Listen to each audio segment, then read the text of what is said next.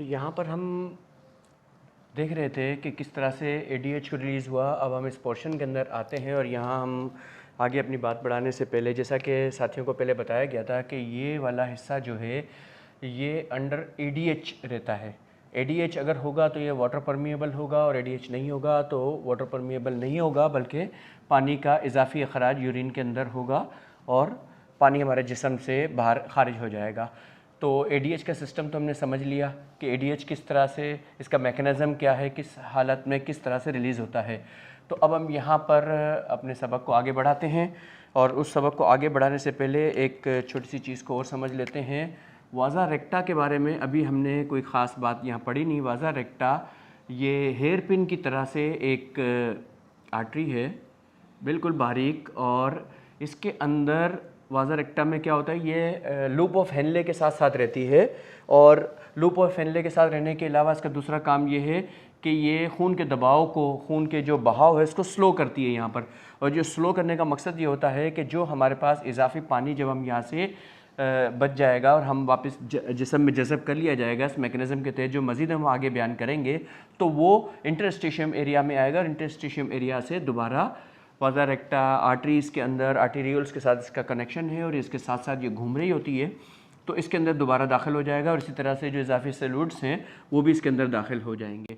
तो यहाँ पर हमने ऑस्मोटिक प्रेशर को भी समझा था कि नॉर्मल ऑस्मोटिक प्रेशर हमने क्या बताया था, 290 मिली ऑस्मोल पर लीटर हमने बताया था कि खून के अंदर होता है। और जब उसके अंदर तगय्युर आता है तो उस तगय्युर को क्या होता है कि हमारे यहाँ पर मौजूद दोनों जो ऑस्मो रिसेप्टर्स हैं ये इसको सेंस कर लेते हैं, और जब उसकी जब पानी की मिकदार ज़्यादा होती है तो ये फूल जाते हैं और जब वो कम होती है तो ये सिकुड़ जाते हैं। और इन दोनों हालतों में जब इन्होंने सिग्नल करना होता है, ADH को रिलीज़ करना होता है, तो ये इसको स्टिमुलेट करते हैं MPON को, और इस सेल के ज़रिए से ये हुक्म रसा असाब का असबी निज़ाम है, क्योंकि ये ऑर्डर जारी करता है और ये सेंसरी न्यूरॉन्स हैं, ये सेंस करते हैं। सेंस करके इन्होंने इसको इतला दी अपने रेगुलेटर को। रेगुलेटर ने क्या किया कि इस हिस्से में मौजूद सेल्स को एक्सेलरेट किया, एक्टिवेट किया, जिसके नतीजे में यहाँ पर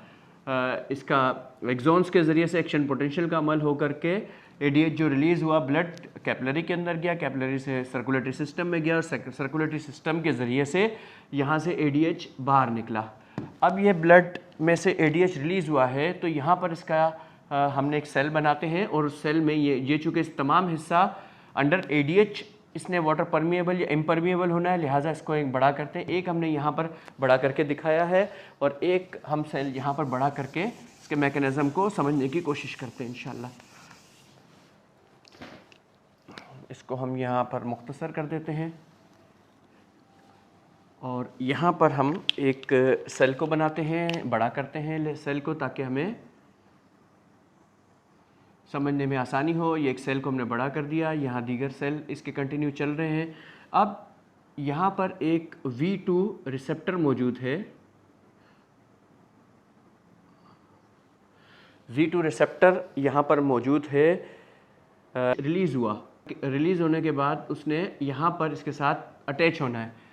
किसने अटैच होना है? ADH ने, एंटी डायरेटिक हार्मोन ने। जब इसके अंदर ये अटैच हुआ तो इस अटैच होने के बाद इसने एक्सीलरेट किसको करना है? GS प्रोटीन को। ये GS प्रोटीन को जब इसने एक्टिवेट कर दिया तो GS प्रोटीन एक्टिवेट करेगा यहाँ पर एक और प्रोडक्ट्स एडेनिलाइल साइक्लेस को जब इसने एक्टिवेट किया तो इसने एक्टिवेट एक मज़ीद प्रोडक्ट को करना है, क्योंकि मैकेनिज़्म है, सेल्स के अंदर कोई एक काम नहीं होता, वो एक सिस्टम होता है जो एक दूसरे के साथ अटैच होकर के चलते हैं, तभी इनका नज़्म व नस्क बरकरार रहता है। साइक्लिक AMP को एक्टिवेट कर देगा। ये साइक्लिक AMP अलग अलग इनके काम होते हैं। मज़ीद इसकी तफसील जानना हो तो आप और भी गूगल पे और यूट्यूब पे इसके बारे में डिटेल मौजूद है, और अगर कोई ज़रूरत महसूस करेंगे तो हम भी इसको बयान कर देंगे। तो यहाँ पर हम देखते हैं कि इसने प्रोटीन काइनेज A को एक्टिवेट किया। किसको किया? Protein kinase A। और ये क्या करेगा? फास्फोराइज करेगा। फास्फोराइज करने के नतीजे में प्रोटीन काइनेज A ये काइनेज वो होते हैं जो मैसेंजर सिग्नल्स का काम करते हैं। इसके ऊपर हम इंशाल्लाह आने वाले दिनों में इसके ऊपर हम बात करने वाले हैं, क्योंकि हम तहरीक, तस्कीन, तहलील पे भी बड़ी तफसील से बात करने वाले हैं कि हमारे जिस्म को और इस इस्तिलात को, इन बातों को जब हमारे दोस्त साथी सब समझने लगेंगे तो हम तहरीक कैसे जनरेट होती है, इसमें खराश कुनंदा किस तरह से काम करता है और वो उसके नतीजे में तहरीक पैदा होने का अमल कैसे होता है, इन सब चीज़ों को भी हम समझेंगे। उसके नतीजे में तस्कीन और तहलील किन किन ऑर्गन्स में होती है, किन किन पर्दों में होती है, वो भी हम इंशाल्लाह ताला समझेंगे। वो भी हैं बिल्कुल इंशाल्लाह हमारे लूप में। तो यहाँ पर क्या है, ये एक वेजिकल है। अब इस वेजिकल में क्या खूबी है, इस वेजिकल में एक्वापोरेंस मौजूद है। एक्वापोरेंस, एक्वा पानी को कहते हैं।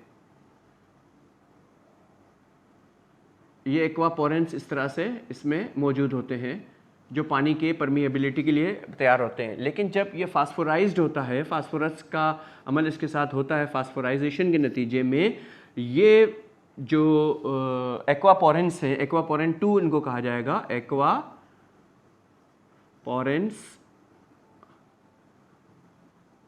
2। तो ये इसकी ल्यूमिनल साइड पे जो मेम्ब्रेन है, ये वाली, ये ल्यूमिनल साइड यानी कि ल्यूमेन यानी नलकी की तरफ, नाली की तरफ की जो ल्यूमेन है, इस साइड पे इसके साथ अटैच हो जाएंगे और ये यहाँ पर गैप बना देंगे। ये तमाम सेल्स के अंदर इसी तरह से होगा। यहाँ पर जब ADH रिलीज होकर के इसके साथ अटैच हो चुका होगा, ये V2 रिसेप्टर इसका है, किसके लिए, ADH के लिए, और इसने GS प्रोटीन को एक्टिवेट किया, इसने AC को, इसने CAMP को इसने P की है। ये मैंने सारे तफसील बताई है कुछ। और ये अंडर फास्फोराइजेशन ये सेल मेम्ब्रेन के साथ जो ल्यूमिनल साइड पर है उसके साथ ये अटैच हो जाएंगे और यहाँ पर एक पैसेज बना देंगे पानी के मूव करने के लिए। इसके नतीजे में इजाफी पानी जो यहाँ से आ रहा है वो इसमें खिंचना शुरू हो जाएगा। और खिंचना कहाँ से शुरू हो जाएगा, जब हमने यहाँ वाजा रेक्टा पे बात की, ये जो वेजोपोरेंस हैं ये यहाँ पर भी मौजूद हैं, यहाँ पर टाइप 2 में मौजूद है। और ये टाइप 2 वाले जब तक ADH ना हो, जब तक ये यहाँ पर एक्टिवेट नहीं होते, ना ये यहाँ अटैच होते हैं, लेकिन ये हमेशा रहते हैं, इसको ADH की ज़रूरत नहीं होती। ये ये एक्वापोरेंस हमेशा यहाँ मौजूद रहते हैं हर हालत में। लेकिन ये जब ADH आएगा तब ये यहाँ पर आते हैं। और इसके अंदर क्या होता है कि जब यहाँ का हमने प्रेशर समझा था कि जब 300 हमने समझने के लिए 300 मिली ऑस्मोल पर लीटर हमने बताया था कि समझने, वैसे तो 290 है ओरिजिनली, लेकिन हम 300 समझते हैं और ये 300 नीचे जाता हुआ बढ़ता हुआ जाता है और 1400 तक बाज़ हालात में पहुंच जाता है। और फिर यहाँ से जब ये हेयरपिन टर्न होकर के दोबारा उठता है तो ये कम होना शुरू हो जाता है और कम होते होते आमतौर पे 275, 260, 270 पे आ जाता है। और बकिया कुछ सल्यूट्स जो चूँकि वो खारिज हो जाते हैं, हर हालत में ऐसा कभी नहीं हो सकता कि बग़ैर किसी सल्यूट के यूरिन निकले, तो उसके अंदर शामिल होते हैं। इसलिए लिहाजा, और यानी यूँ समझ लें कि जो हमारा यहाँ से 120 ml यूरिन बनने के लिए फ्लूइड अंदर दाखिल हुआ था, इसमें से तकरीबन 99% दोबारा जज्ब कर लिया जाता है और 1% के लगभग 1 ml हम यूरिन आमतौर पे नॉर्मल हालात के अंदर देखते हैं कि ये खारिज होता है। दोनों गुर्दों के तमाम नेफ्रॉन्स मिल करके जो काम कर रहे होते हैं वो उस एक नेफ्रॉन पे हम समझ रहे हैं। तो यहाँ पर क्या हुआ, एक्वापोरेंस ने यहाँ पर वे बना दिया और ये पानी सेल के अंदर दाखिल होना शुरू हुआ। और दाखिल होना क्यों शुरू होगा कि यहाँ से एक प्रेशर बिल्टअप होगा। आपने देखा था कि इस एरिया पे हमने बात की थी कि ये वाटर इम्परमिएबल है, ये वाटर परमिएबल एरिया है, लेकिन ये वाला एरिया वाटर इम्परमिएबल एरिया है। जो लूप ऑफ हेनले जब ऊपर उठनी शुरू होती है और thick part of loop of Henle यहाँ पर आता है, तो ये पूरा पोर्शन क्या है, ये इम्परमिएबल है। लेकिन सोल्यूट्स यहाँ से बाहर निकलते हैं, सोल्यूट्स मुख्तलिफ ये बाहर निकलेंगे, लेकिन पानी यहाँ से टाइट होने की वजह से इस पूरे एरिया में से पानी बाहर नहीं निकलेगा। तो नतीजा क्या होगा कि यहाँ से जो फ्लूइड ऊपर उठ करके जा रहा है ये हाईली डाइल्यूटेड फ्लूइड होगा। हाईली, ये बहुत ज़्यादा डाइल्यूटेड, यानी इसमें पानी की बहुत ज़्यादा मिकदार होगी। अगर हमारे जिस्म को इसकी ज़रूरत नहीं है तो वो ADH को रिलीज़ नहीं करेगा, जिसके नतीजे में ये डाइल्यूटेड यूरिन खारिज हो जाएगा। लेकिन अगर हमारे जिस्म को उसको ज़रूरत होगी तो वो क्या करेगा, इस पार्ट में से पानी को दोबारा जज़ब करके वापस अपने अंदर ले लेगा। और जब अंदर ले लेगा तो यहाँ पर जो यूरिन खारिज होगा वो कौन सा होगा, कॉन्सनट्रेटेड। उसके अंदर पानी की मिकदार बहुत कम होगी। बहुत ज़्यादा मकदार खींच ली गई होगी और वो खींची हुई मकदार यहाँ चली जाएगी। और इसमें चूँकि यहाँ पर सैल्यूट्स का अखराज होता है, वाटर नहीं आता, तो यहाँ पर क्या होता है, यहाँ का प्रेशर ऑस्मोटिक बढ़ता है और इस बढ़े हुए प्रेशर इसको खींचता है, अट्रैक्ट करता है अपनी तरफ।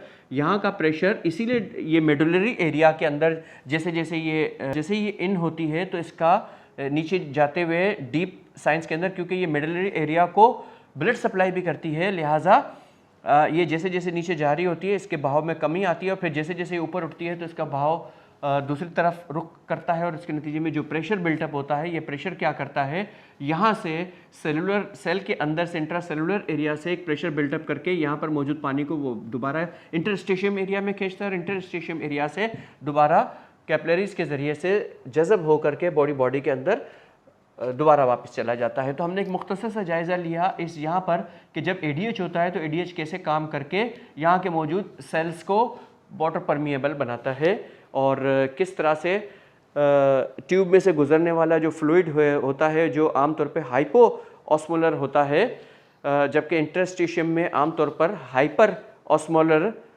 होता है। इंटरस्टिशियम एरिया आप समझ रहे ना कौन सा एरिया है, जो इसके ट्यूब से बाहर का एरिया है, इसको हम अलग से समझ रहे होते हैं। तो इसको हाइपर ऑस्मोलर और जो ट्यूब के अंदर से गुजरने वाला है वो हाइपो ऑस्मोलर होता है। हाइपर और हाइपो का मतलब समझिएगा, दोनों में दरमियान फ़र्क है। इसी वजह से जब डिस्टिल कॉन्वर्टेड ट्यूबिल में से ADH के तहत पानी सेल में जो कि एक्वापोरेंस होते हैं उनके ज़रिए से दाखिल होता है तो उसे हाइपर ऑस्मोटिक प्रेशर के सबब, यानी यहाँ का हाइपर ऑस्मोटिक प्रेशर होता है, ये हाइपर ऑस्मोटिक प्रेशर ही की वजह से यहाँ से पानी को पुल कर लिया जाता है, पुल बैक कर लिया जाता है और इसके नतीजे में यहाँ पर पानी दोबारा जिस्म में दाखिल हो जाता है। अब जो यहाँ पानी जो यूरिन यहाँ पर आया, ये कौन सा यूरिन बनेगा, हाईली कॉन्सेंट्रेटेड, हमने बताया हाईली कॉन्सेंट्रेटेड यूरिन कौन सा है, गुद्दी उज़लाती यूरिन। गुद्दी उज़लाती यूरिन कैसे है, क्योंकि उज़लात गुदूद जाज़बा ने तहरीक में आए, तो गुदूद जाज़बा जब तहरीक में आए तो इन्होंने ADH का अखराज किया, कसरत से ADH खारिज होना शुरू हो गया। इस ADH ने क्या किया, इस पानी को दोबारा जज़ब होने की सलाहियत को बढ़ा दिया, जिसके नतीजे में कॉन्सेंट्रेटेड यूरिन का अखराज हो गया। कॉन्सेंट्रेटेड भी हम लिख देते हैं, कॉन्सेंट्रेटेड यूरिन। अब इस कॉन्सेंट्रेटेड यूरिन यानी गुद्दी उज़लाती में आप देखें कि आसाब ने भी काम किया, उज़लात ने भी काम किया, गुदूद भी काम कर रहे हैं। ये गुदूद जाज़बा है। गुदूद जाज़बा की तारीफ़ हमने देखी थी। कौन से गुदूद जाज़बा होते हैं, वो गुदूद जाज़बा जो अपनी सेक्रेशन, अपना हार्मोन, क्योंकि जो गुदूद जाज़बा हैं ये हार्मोन खारिज करते हैं और गुदूद नाकला एंजाइम्स को खारिज करते हैं। तो गुदूद जाज़बा ने जो हार्मोन का अखराज किया, वो हार्मोन कहाँ जाता है, डायरेक्ट कैपिलरीज के ज़रिए से खून में रिलीज़ होता है कैपिलरीज के अंदर और उससे वो डायरेक्ट ब्लड सर्कुलेटरी सिस्टम में जाता है, कहीं से भी वो रिलीज़ होगा। और जो गुदूद नाकला होते हैं वो एक डक्ट, एक नाली के ज़रिए से अपने प्रोडक्ट को अपने टारगेट ऑर्गन पे खारिज करते हैं, यानी कि वो एक जगह से रिलीज़ होता है, वो एक नलकी के ज़रिए से, एक ट्यूब के ज़रिए से अपने टारगेट ऑर्गन तक पहुँचेगा और वहाँ पर जैसे हमारा सफ़रा हमारा स्टोर हुआ है पित्ते में, लेकिन जब वक्त ज़रूरत पित्ते में से एक नाली के ज़रिए से वो आंतों की तरफ जाता है, जहाँ पर पेंक्रियास से भी आने वाला जूस एक नाली के ज़रिए से आता है और ये दोनों कॉमन बाइल डक्ट के ज़रिए से आंत में पहुँचते हैं और वहाँ पर ग़िज़ा के हज़म के अमल को करवाते हैं। इसी तरह से हमारे स्वीट ग्लैंड्स हैं जो हमारे पसीने के हैं, मेमोरी ग्लैंड्स हैं ख़वातीन में जो दूध की प्रोडक्शन के लिए होते हैं और वो दूध प्रोड्यूस करके नाली के ज़रिए से जमा करते हैं और वो कलेक्ट होकर के फिर बच्चे के लिए वो प्रोवाइड होता है। इस तरह से दीगर भी, और हम गुदूद जाज़बा और नाकला पे अलहदा इंशाल्लाह इस चैप्टर को ख़त्म करने के बाद हम इंशाल्लाह उसके ऊपर भी बात तफसील से बात करेंगे और उसके तहत हम देखेंगे कि हमारे जिस्म में कौन कौन से गुदूद जाज़बा और गुदूद नाकला हैं, गुदूद कहते किसको हैं, जाज़बा किसको, नाकला किसको, और उनके कैसे अफ़ाल और उसकी आइडेंटिफिकेशन होती है, इस पर पूरी तफसील से बात करेंगे। तो यहाँ हमने देखा कि गुद्दी उज़लाती तहरीक के अंदर जब वो तहरीक हुई तो तहरीक ने क्या किया, इस एरिया के अंदर हम देखते हैं गुदूद जाज़बा ने कैसे काम किया और जैसे जैसे हम आगे बढ़ेंगे और हम दीगर ऑर्गन्स में भी जाएंगे और वहाँ मौजूद गुदूद जाज़बा और गुदूद नाकला को भी देखते हुए जाएंगे कि वो कैसे काम करते हैं। जब आसाबी तहरीक होती है, आसाबी उज़लाती तहरीक हुई, अगर आसाबी उज़लाती तहरीक होगी तो क्या होगा, जिस्म में पानी का इजाफ़ा हुआ है, सर्दी बढ़ी हुई है। जब वो सर्दी बढ़ी हुई होगी और रतूबात को तरी को अपने अंदर, चूँकि वो बहुत ज़्यादा इजाफ़ा होता है जिसके नतीजे में पानी में, पानी के आपने देखा था कि रुकन है और उसके अंदर कौन सी दो कैफियत हैं, एक तरी और एक सर्दी। तो असाबी उज़लाती के अंदर सर्दी का इजाफा हुआ है और उसके अंदर यूरिन का अखराज बहुत ज़्यादा हो रहा होता है, जिस्म से जा रहा होता है। तो जब वो यूरिन का अखराज हो रहा होता है तो यहाँ पर क्या होगा, ये रिसेप्टर्स की क्या पोजीशन होगी कि पानी को बहुत ज़्यादा देख करके क्या होंगे, ये फूल जाएंगे। ऐसा ही होगा, जब ये रिसेप्टर्स दोनों फूल जाएंगे और तेज़ी होगी तो क्या होगा, नॉर्मल फंक्शंस के अंदर इन्होंने इसको एक्टिवेट करना है। इसको जब एक्टिवेट करेंगे तो ये यहाँ पर अपने अमल को बढ़ाएगा। लेकिन अगर किसी वजह से ये अमल रुक गया है तो ये सारा अमल नहीं हो पाएगा। जो मैकेनिज़्म हमने यहाँ तफसील से बयान किया था, ये सारा मैकेनिज़्म जब पूरा मुकम्मल नहीं हो पाएगा तो क्या होगा, मरीज़ बीमारी की हालत में। हमने क्या करना होता है, हमने इसको क़ुव्वत देनी है ताकि वो इसके सिग्नल को समझ सके। अगर यहाँ से सारे सिग्नल आ रहे हैं लेकिन यहाँ ADH मौजूद नहीं है इसके अंदर, या ये किसी वजह से ये सारी तस्कीन या तहलील की हालत के अंदर अगर हिस्सा है तो क्या होगा, ये इस सिग्नल्स को एक्सेप्ट ही नहीं करेगा। जब ये सिग्नल्स को एक्सेप्ट नहीं करेगा तो ये ADH रिलीज़ नहीं करेगा।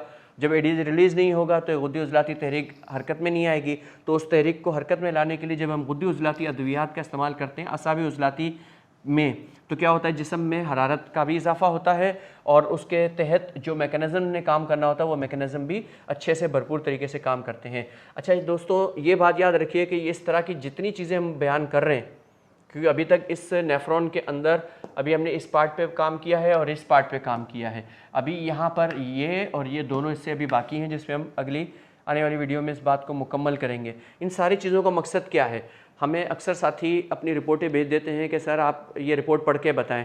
तो जनाब, हम रिपोर्ट पढ़ के किसी को नहीं बताते और ना ही ये सारा कुछ हम किसी रिपोर्ट पढ़ना सीखने के लिए हम कर रहे हैं कि हम रिपोर्ट पढ़ना आ जाए हमें, नहीं, हमारा ये मकसद नहीं है। हम तो बॉडी को पढ़ रहे हैं, बॉडी के मुख्तलिफ सिस्टम को पढ़ रहे हैं कि हमारे तबीब जिस वक्त उनके पास मरीज़ आया और उसकी मुख्तलिफ हालतें वो देखते हैं, नब्ज़ से वो तशख़ीस करते हैं, कारूरे से तशख़ीस करते हैं, तो कारूरे की और नब्ज़ की हालत देख करके अंदरूनी जिस्म झांक लें और जान लें कि वहाँ क्या हो रहा है। अगर उनको ये नहीं पता कि अंदरूनी बदन क्या हो रहा है, क्या मामलात है, क्यों ऐसा हो रहा है, तो वो क्या किस हिस्से की कौन सी चीज़ की दवाई दे रहे हैं, वो कतन इस बात का हक़ नहीं रखते कि जब अंदरूनी बदन नहीं जानते तो देख लें। इसलिए रिपोर्टों के चक्कर में ना पड़ें। रिपोर्टें अगर इतनी कारामद होती तो इतने मरीज़ अस्पतालों में ना होते। और ये एलोपैथिक के नाकामी की एक वजह है कि वो रिपोर्टों पे इन्हिसार करते हैं। रिपोर्ट गलत भी हो सकती है और रिपोर्ट्स एक मुकर्रर रेंज जो कंप्यूटर को दे दी जाती है वो तो उसी के तहत एनालाइज करके बताता है ना, वो कोई इंसान थोड़ी है कि उसके बाद दिमाग हो वो खुद कुछ करेगा। बेशक जदीद चीज़ों से भी हमें फ़ायदा उठाना चाहिए लेकिन उसकी हैसियत को भी समझें। रिपोर्ट्स के अंदर मुख्तलिफ़ चीज़ें बड़ी हुई कमी दिखा दी जाती हैं तो हालतें मुख्तलिफ हो सकती हैं, लेकिन जब हम नब्ज़ देख रहे हैं मरीज़ की या दीगर अलामात देख रहे हैं, कारूरा देख रहे हैं, वो हमें करंट पोजीशन मरीज़ की बता रहा है कि मरीज़ किस तरफ जा रहा है। और जब हम इन बातों को समझने लग जाएंगे तो हम दोबारा उसके यूरिन और नब्ज़ से ये भी अंदाज़ा कर सकेंगे कि जिस मकसद के लिए हम उसको मरीज़ को दवाई दे रहे थे वो मकसद हमारा पूरा हुआ कि ना हुआ। इसके अलावा इस तरह के लेक्चर्स की एक और भी हमारे पास ज़रूरत है, वो है कि जब अदविया साजी की तरफ हम मूव करेंगे तो अदविया साजी में मुफरदात का किस तरह से इस्तेमाल और उसका इंतखाब किया जाता है और उससे जो मुरक्कब बनाए जाते हैं वो क्यों तख्लीक किए जाएंगे, उससे जो उसकी मरीज़ की खुराक का तयन होगा वो कैसे किया जाएगा। तो उन सब के लिए भी ये ज़रूरी है कि हमें उस दवा से किस हिस्से में कहाँ पर काम लेना है। तो जब हम इन बातों को समझेंगे, जो बातें हम अपनी क्लास में भी बताते हैं, वीडियोस की शक्ल में भी महफूज कर रहे हैं दोस्तों को बताने के लिए, तो ये तब होगा जब हम अंदरूनी बदन के मुख्तलिफ मैकेनिज़म्स को समझेंगे कि कौन सा मैकेनिज़्म कैसे काम कर रहा है। मसलन हम आने वाले वक्त में जब ये चैप्टर हमारे मुकम्मल होंगे तो हम यूरिन के ऊपर बात करेंगे। यूरिन पे मुख्तलिफ हम सैम्पल्स को कलेक्ट करके इंशाल्लाह कोशिश करेंगे कि वो वीडियो में भी ले आएँ और उसमें जब हम बात करेंगे तो हम इन चीज़ों के हवाले दे रहे होंगे कि यहाँ पर देखें यूरिन का कलर ऐसा है, इसकी क्वान्टिटी ऐसी है और इस वक्त इस एज इस जेंडर का है तो इसमें ये प्रॉब्लम हो सकती है। और हम इंशाअल्लाह ताला उसके ज़रिए से मरीज़ के मर्ज़ को ना सिर्फ मालूम करेंगे बल्कि हम दर्जाए मर्ज़ को भी मालूम करना इंशाअल्लाह ताला जानेंगे। लेकिन वो तब होगा जब हम मुख्तलिफ़ मैकेनिज़्म को समझेंगे, इनकी इस्तिलाहात को समझें, इनके नामों को समझें, इसके काम करने के अमल को समझें तो आपके लिए भी आसानी होगी। और बेहतर में कई साथियों को मैंने कई मरतबा कहा है कि वो अपने पास एक रजिस्टर मेंटेन करें, एक मोटा रजिस्टर बना लें।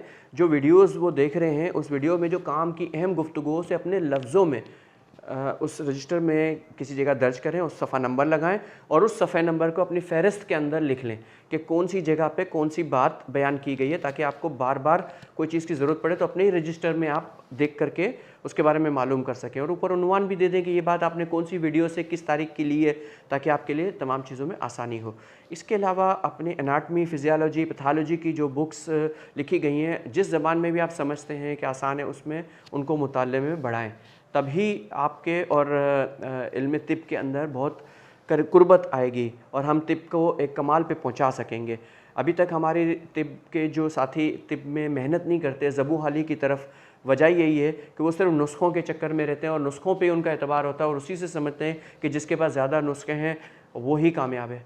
आप हमारे यूट्यूब वगैरह के ऊपर मौजूद वीडियोज़ को उठा करके देख लें तो एक तो उसमें जो लेक्चर्स बयान किए जाते हैं, जो दिए जाते हैं, वो लेक्चर के नाम पे अजीब व गरीब मामलात होते हैं। उसमें कुछ सीखने सिखाने का अमल तो नहीं होता, कम अज़ कम वही रटी रटाई एक जैसी गुफ्तगू तकरीबन तमाम वीडियोस को ले लें तो वही बयान की जा रही है। उस पर कोई तहकीक के नाम पे पता नहीं क्या बयान करने की कोशिश की जाती है, या फिर ये बयान किया जाएगा कि एक मरीज़ आया मेरे पास, उस मरीज़ की मैंने रिपोर्टें देखी, उस रिपोर्टों में ये था, तो मैंने उसको फ़ला दवाइयाँ मिला करके दे दी और इतने टाइम में, इतने दिन में, इतने घंटे में वो ठीक होना शुरू हो गया। और 3-3, 4-4, 5-5 तरीक़ों की दवाएं भी उसमें बता दी जाती हैं। बड़े मशहूर हुक्मा हैं हमारे माशाल्लाह, और वो वीडियोज़ में आ करके और बिलखसूस जब वो बात बयान करेंगे तो आप नोट करेंगे, या अपने जो कोई कॉन्फ्रेंस वगैरह होगी तो उसके अंदर भी वो एक मरीज़ की रुदात बयान कर रहे होंगे और लिखने वाले उसकी बात को कॉपी कर रहे होते हैं, लिख रहे होते हैं अपने पास कि भाई हम ये नुस्खा नोट कर लें कि हमारे पास भी कोई ऐसा मरीज़ है तो हमें यही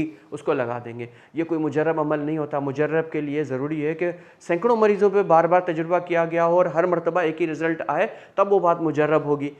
कम से कम 200, 300, 500 मरीज़ों पे कोई तजुर्बा किया हो तो बताए भी बंदा। एक मरीज़ को देखा, इसी तरह किताबों में मुख्तलिफ़ किताबें मतब के नाम पर आ जाती हैं कि उसमें हमारे पास एक मरीज़ आया, फ़लाँ उसका मसला था, फ़लाँ दूर से आया और हमने उसको फ़ला ये दवाएं दी और लोग उसको नोट डाउन कर लेते हैं। और मैंने ये काम किया है अपने सॉफ्टवेयर के अंदर भी, साथियों की सहूलत के लिए मैंने उनको भी रिजेक्ट नहीं किया, उनको भी मैं ले आया ताकि आपको कंपैरिजन्स का पता चले। सॉफ्टवेयर पे बात आ गई तो यहाँ पर खुशखबरी दे देते हैं कि इंशाल्लाह बहुत जल्द हम अपना जो पहला सॉफ्टवेयर जिसकी वीडियोज़ यूट्यूब पे पहले ही ट्यूटोरियल मौजूद हैं, उसी सॉफ्टवेयर को हमने दोबारा रीसेट कर लिया है और इंशाल्लाह बहुत जल्द उसको भी हम रिलीज़ कर रहे हैं। और ट्रायल वर्जन पहले हम रिलीज़ करेंगे, फिर इसका प्रो वर्जन इंशाल्लाह ताला ले आएंगे।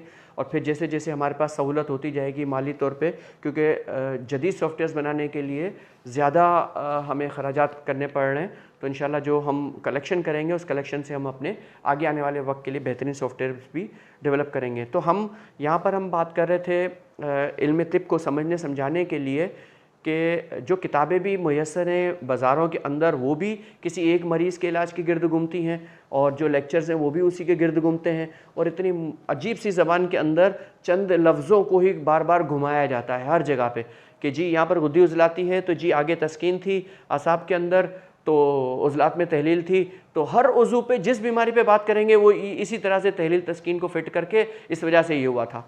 सवालात तो इस पर बहुत सारे हमारे पास आ जाते हैं, लेकिन हम करते नहीं हैं, हम किसी और को इंटरप्ट नहीं करते। हमने उसके बनिस्बत अपना मिशन ये बनाया है कि हम इंशाल्लाह बदन इंसानी को दिमाग से लेकर के पैर तक हम इंशाल्लाह ताला इसके जितने मैकेनिज़म्स हैं, चाहे वो सांस लेने का है निज़ाम, जो यूरिन का, चूँकि यूरिन से हमने स्टार्ट इसलिए लिया कि हमारी तशख़ीस आसान हो जाए, हमें पता चले कि इस कलर का यूरिन इस क्वांटिटी का और इसके अंदर ये फ़ला रसूब हैं।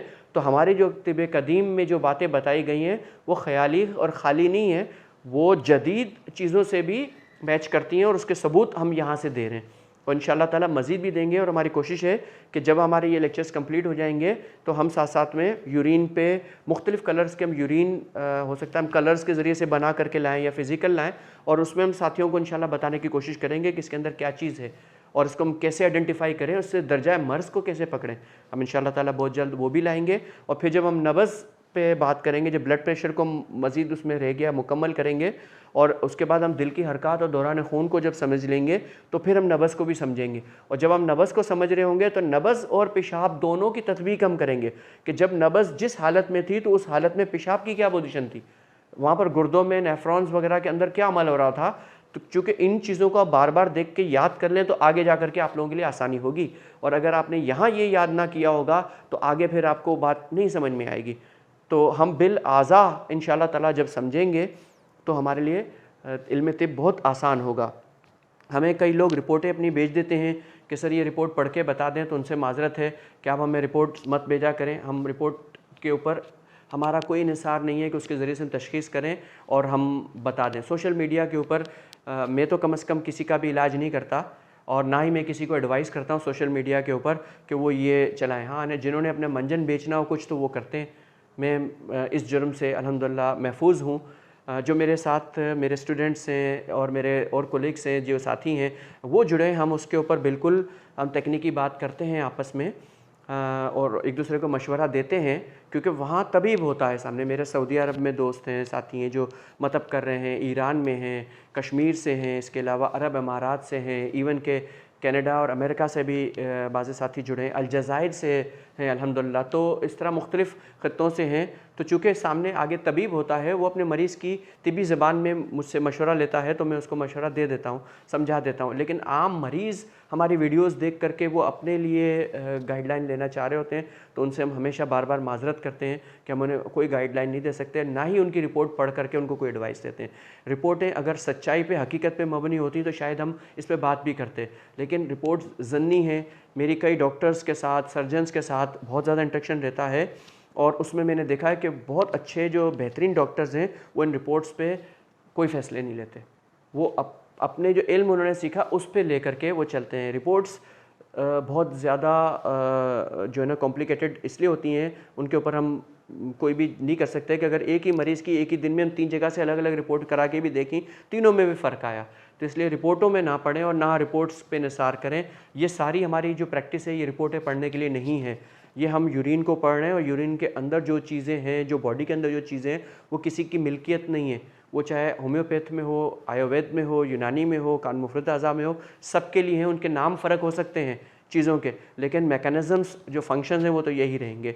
तो इसलिए अपनी इल्मी काबिलियत को बढ़ाने की कोशिश कीजिए और मुख्तलिफ़ चीज़ों को समझें। हम इंशाल्लाह गुदूद जाज़बा, गुदूद नाकला के साथ साथ हम इंशाल्लाह पूरी कंप्लीट डिटेल से स्प्लीन पे, तिहाल, तिल्ली के ऊपर भी हम आएंगे, और वहाँ के उस फिल्ट्रेशन यूनिट के सिस्टम को भी हम पूरा समझेंगे। तो गुर्दों के बाद हमारा टारगेट एक वो भी है। इसके अलावा हम जिगर के ऊपर भी, लिवर जो कि एक मिक्स ग्लैंड है, यानी एंडोक्राइन भी है, एक्सोक्राइन भी है। इस तरह पेंक्रियाज जो कि 99% गुदूद नाकला है और 1% गुदूद जाज़बा है, तो ये भी मिक्स ग्लैंड है। इस तरह से ये जो गुर्दे हैं ये भी मिक्स ग्लैंड हैं, ये गुदूद नाकला भी हैं और गुदूद जाज़बा भी हैं।